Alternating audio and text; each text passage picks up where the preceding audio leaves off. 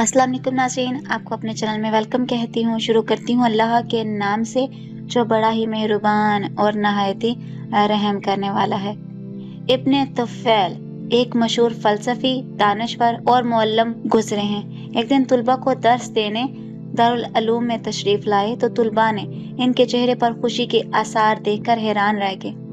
तुलबा ने इस मुसरत और शादमानी का सबब पूछा तो उन्होंने जवाब दिया कि आज मुझे कुछ राज मालूम हुए हैं। कोई फलदार दरख्त अपना फल खुद नहीं खाता, कोई दरिया अपना पानी खुद नहीं पीता, कोई साज अपनी आवाज सुनकर मसरूर नहीं होता, कोई कुदरती मंजर अपने हुस्न पर नाज नहीं करता, कोई दरख्त अपने साए में खुद आराम नहीं करता, मगर इंसान कितना खुद गर्ज है कि वो दुनिया की हर चीज को खुद अपने इस्तेमाल में लाता है।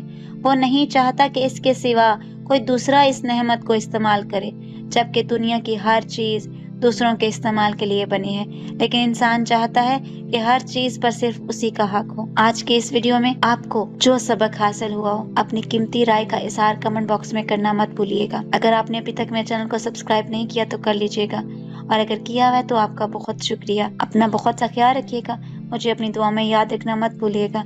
मिलते हैं अगली वीडियो में, तब तक के लिए अल्लाह हाफिज।